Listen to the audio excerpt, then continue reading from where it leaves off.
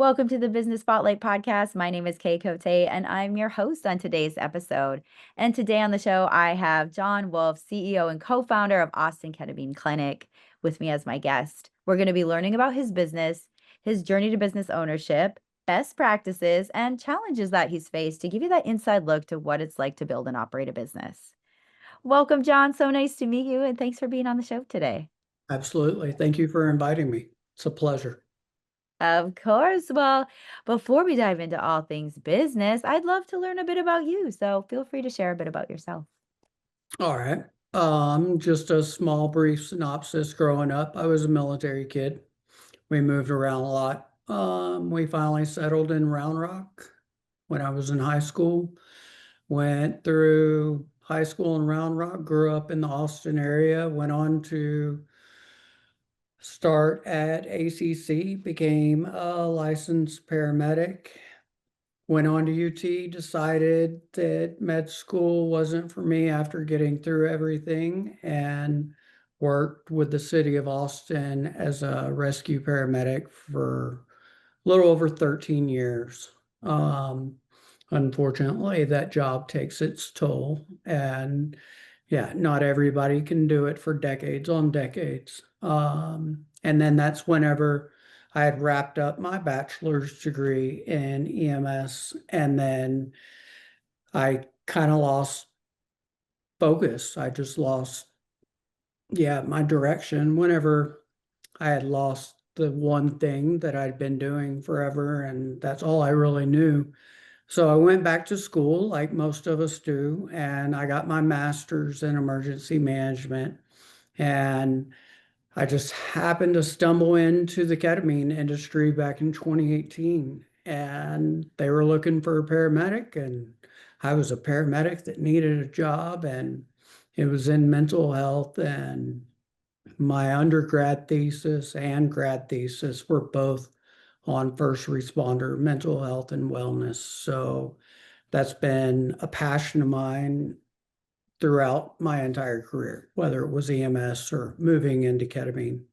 From 2018, I stayed with that organization for about a year and recognized the potential and actually the life-saving, yeah, treatment that it provides for a lot of people.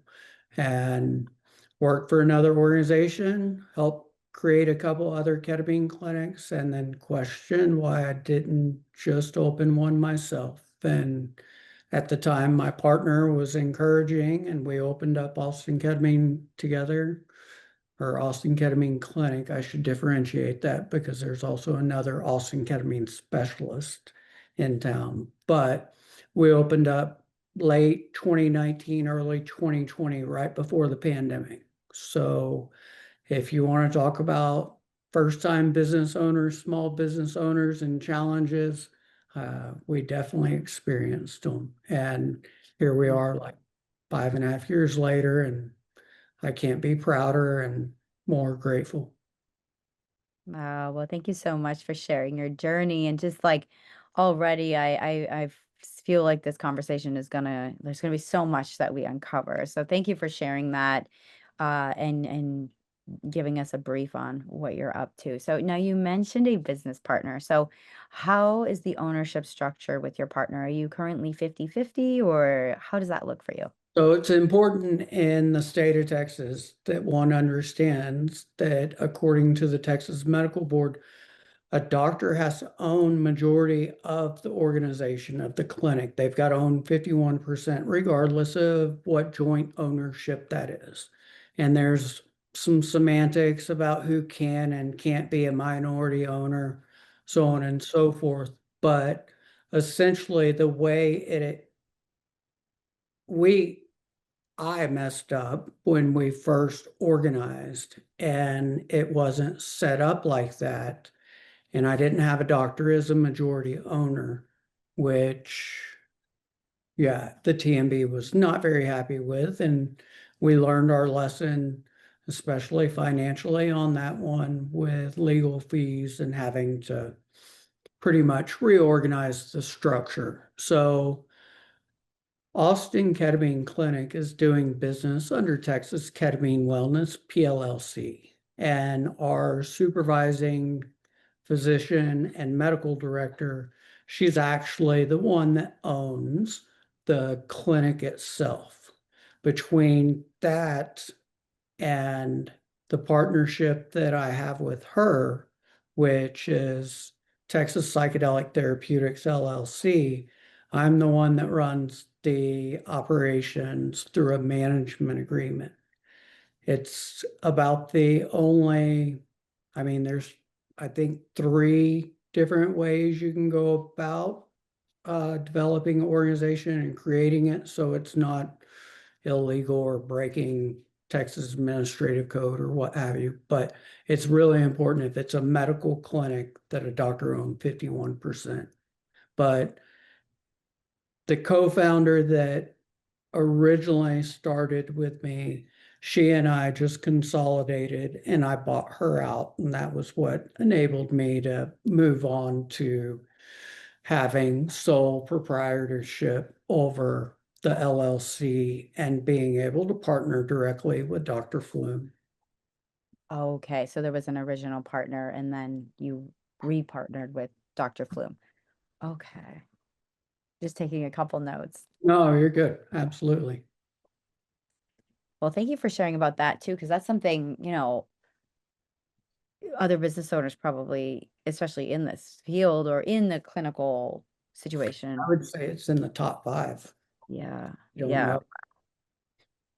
And it Wow. was over 6 figures in legal fees that we had to spend for that lesson. But I thought, I mean, yeah, if you're Mm, not, if you haven't done it before, you haven't experienced this, you're going to make some mistakes. And I've made a plethora of them, but learning from them is the most important part. definitely. That's a golden nugget of this conversation so far too, is just like having that, keep going, having that grit and finding solutions. And yeah, that's like the journey of a business owner. And so, uh, looking at the clinic, how many do you have like an administrative team as well or employees? Like how does that work and how many employees do you currently have? So our staff is a very limited staff. We opened with 2 exam rooms intentionally, just because we don't focus on kind of the cattle call, get them in, get them out type of um, organization. Um, with healthcare right now, the most frustrating part that a lot of people express is that they've got a limited amount of time to ask their questions and express their concerns with whomever the healthcare provider is. And that's 100% true. And it's just kind of the nature of the beast. That's just the way things have evolved. And unfortunately, it's out of our control. But what is in our control is the fact that I can regulate the appointment times and how much time we spend with our patients. And that's a huge part of it. And we've got a very small staff because playing round robin with different healthcare providers or other clinics who have therapists on staff or whatever the case may be, when you're talking to 20 different people about something that's a mental health care treatment that's so intimate, it can be a little baffling and you really don't feel that comfort or a sense of ease. And the sense of safety is kind of the cornerstone of why we succeed. Definitely. That makes a lot of sense. So how big is your staff currently? So right now I've got 4 mid-level providers, which consist of either a physician assistant or a nurse practitioner. And I've got 5 medics on staff. They're either EMTs, medical assistants, paramedics. I've got one that is about to complete her LVN, so she's kind of in a transitioning stage. But we keep, because I also step in as a medic and help out with the IVs, and I can serve that role if we're short staffed. So I'd say 5 to 6 medics and 2 administrative personnel. One of those is a remote person who can field all the admin stuff whenever the clinic is closed. Mm. And Oh, then that the medical director. That would be, okay. There's a medical director on staff as well. yes, ma'am. She's a psychiatrist. Oh, wonderful. So that actually leads right to the next question about your day to day, because you mentioned stepping in, so it made me think of this question of what is like your typical day to day? Are you working primarily in the business or on the business, or is there kind of like a middle ground that you're doing each day? So we used to joke as a paramedic, we're kind of a master of none, but jack of all. And I don't disagree with that even to this day. I've got very good skills, but I am a jack of all. And day to day is whatever the day calls for. Hmm. And sometimes you can't anticipate something to happen. Somebody cancels, has an emergency, their dog gets hit by a car and they're asking whether they should come get treatment or not. And, if someone calls off sick or they need to leave early for whatever reason, or if the admin is unavailable and I've got to step in and answer the phone, I'll step in and answer the phone. But the main thing is my job is to serve wherever needs to be served. And one of the funny things about it is I don't pay for a cleaning service because my mom taught me how to clean. And I understand that most business owners wouldn't have the time and they don't want to, but I do find it a little cathartic just to be able to check out and just clean at the end of the day and just have a little bit of silence to myself. And I don't know. It's therapeutic in a sense, but as a small business owner, those small areas, and they can even be large areas, are critical to maintaining your balance between personal life, professional life, and not overextending yourself. I'll admit, I think most entrepreneurs are workaholics. I'll just say that much. Guilty. I completely feel that. It's very true what you said. So thank you for again like sharing a little bit about where you're serving in the business. And then let's kind of take it back. I'd love to learn a little bit about your why. Why how did you come into you had mentioned a little bit of how you got into the ketamine and the clinical side of things, but what was that big inspiration, or was there a big inspiration of, exploring this as the main part of your Yeah, business? that's a great question because it really does hone in on the primary purpose. And that has a lot to do with, the suicide rate for first responders, firefighters, paramedics, police officers across the board is unacceptable. Mhm. Just the suicide rates in general, and it's a little um, synchronistic that we're talking in September with suicide prevention or awareness month, however you phrase it, um, being amongst us. But the thing about it is, I lost family members to suicide.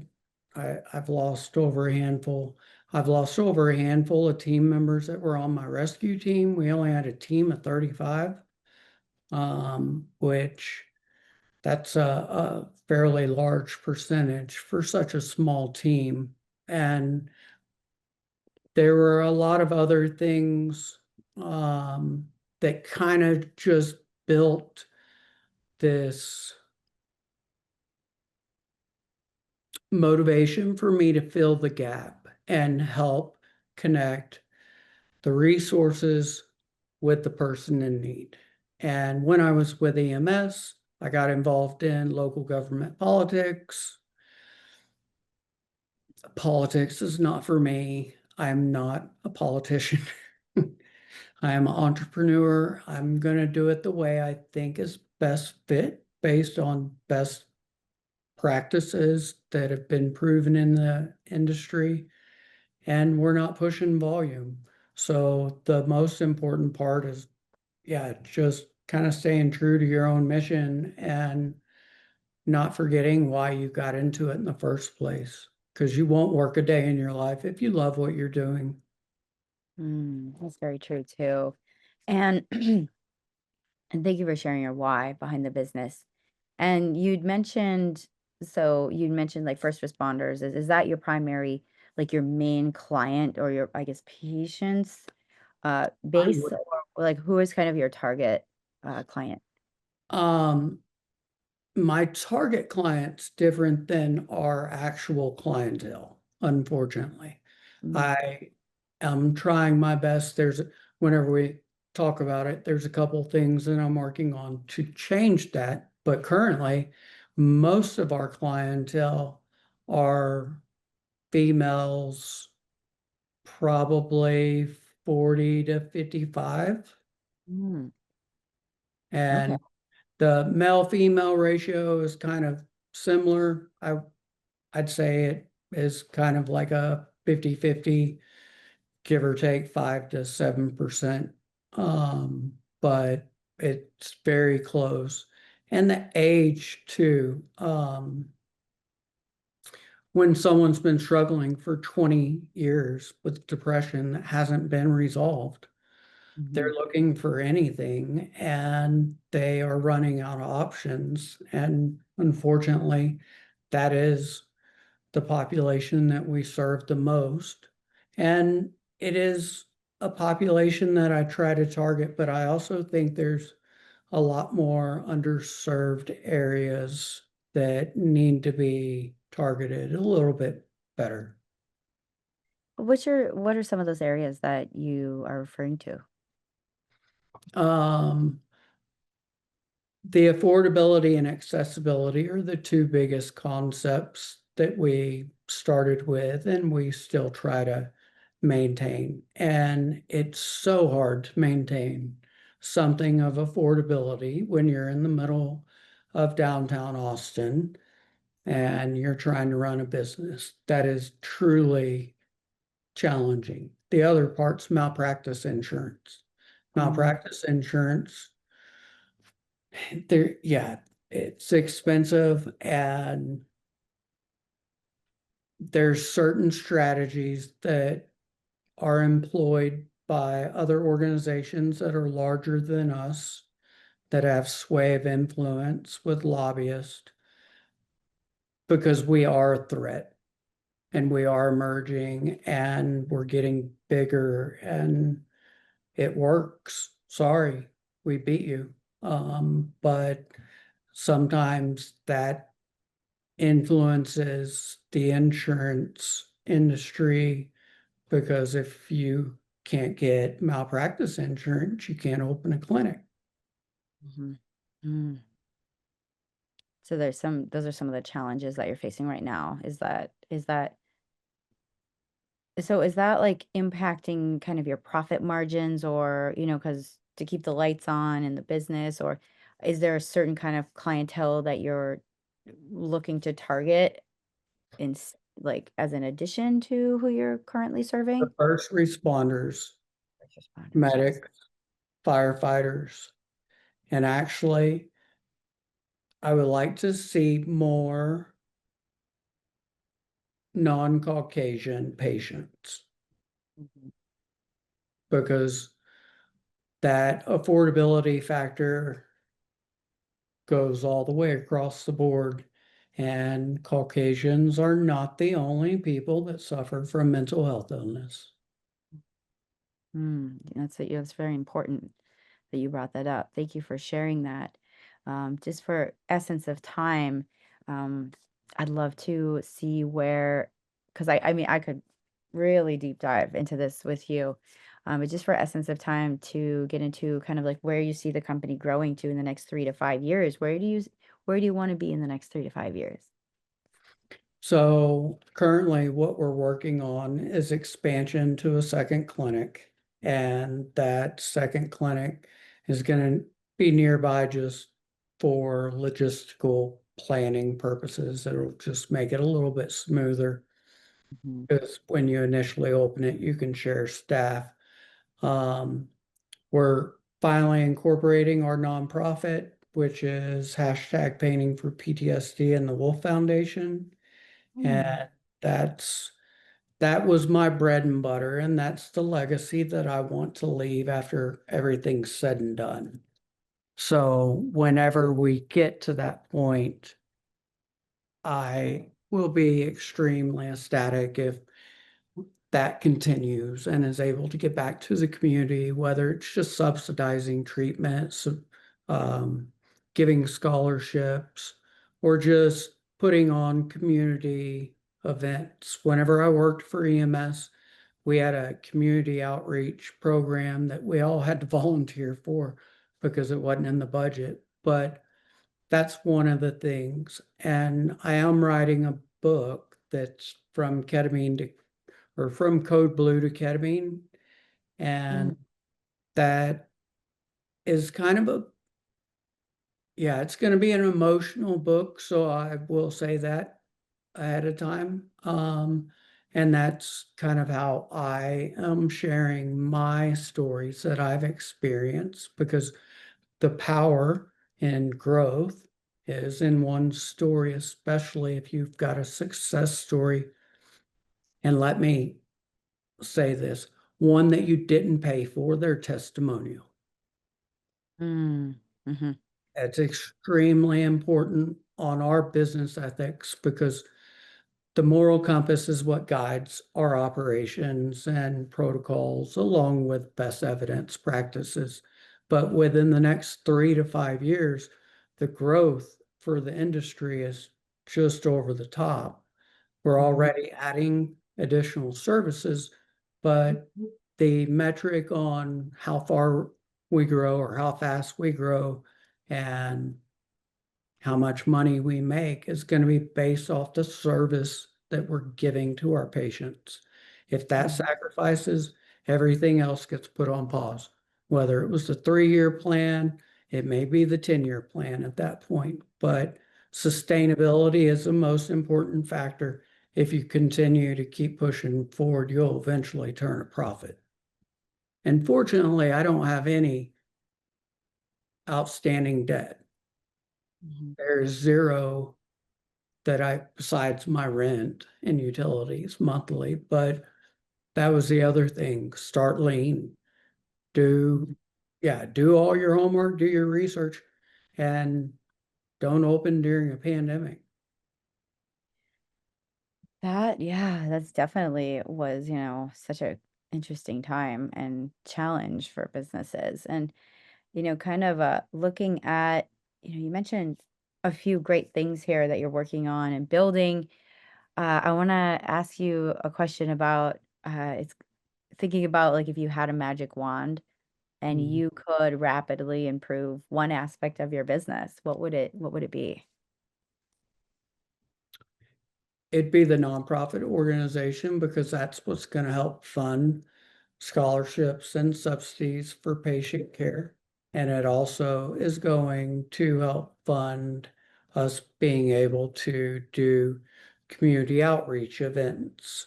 Um, I mean, Thursdays were closed, so once a month on Thursdays, I'm gonna move all the furniture out of our living room. By the way, it's not a typical clinic. It looks like an apartment, like you're going over to a friend's house. Mhm.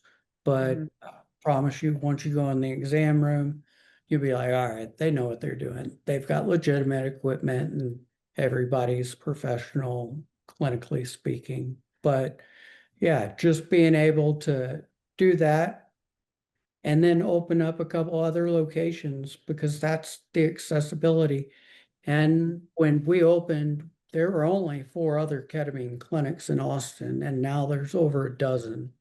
So it's definitely growing and franchising while maintaining the core moral compass of the mission, vision, values is what I would do with that magic wand. Oh, thank you for sharing that. Do you have any idea of how many uh, locations you're kind of looking at, like of launching, and how many staff members would you need to grow for that to find success? One thing that I did early on was buy up a whole bunch of domain names. That way it would give me options to go wherever my heart chose or wherever, and I could start kind of just planting the seed and then scooping up potential in the future. And that's paid off tremendously. San Miguel's one, Kona's one, um, Dripping Springs between here in San Antonio, whether it be like New Braunfels, Kyle, San Marcos, in between here and Bastrop. So there's not really much between here and Bastrop besides one or two other clinics, and I don't necessarily rave over how they do their operations. So I know that we could definitely move into that geographical area and do well. But even all the way up to Dallas and outside of Texas. So Sky's the limit. we Uh, really, especially with all the other psychedelics that are being studied right now. Fortunately, our medical director, she's also married to another psychiatrist. So that'll help delineate some of that separation of responsibilities if we do get another clinic and it may be a different service line that we're offering, but just pre-planning that one is the most important part. well, John, this has been such a great conversation. I would love to connect our audience with how to find you. So feel free to share, how can folks connect with you and your business online? Absolutely. Our website is austinketamineclinic.com. We've got an Instagram page, austinketamineclinic.com or no.com. And then every other handle, same thing for TikTok, Facebook, all the social media handles. I don't post a whole lot because I'm typically busy helping run the clinic every day. So I do have a couple of people that help me with marketing, but that's the best way. Our telephone number is the other one, 512-744-5489. Oh, thank you so much, John. For our final question today, what is most inspiring to you today? Um, just the opportunity to share my journey and my experience with others. And it's not, my objective wasn't to set out to increase, yeah, marketing from that standpoint, but I encourage all of our patients, if you're going to share your story, please do so. It's important. And that's the one thing that I came to terms with at EMS to not get burnt out was just finding value and joy in everybody else's story and their journey because it's important. I use the phrase, we all have a backpack of bullshit. It's just filled with different traumas. I don't know if you can use that, but anyways, it's just filled with different traumas. It doesn't mean yours is any less or any worse or anything like that, but this is my story and I just want people to hear my story and know that there is still hope and the light may be dim and small, but it's there. Wow, and definitely can use that. That is a great mantra. So but thank you, John, for just taking the time to talk with me today and share your story. Absolutely. Thank you.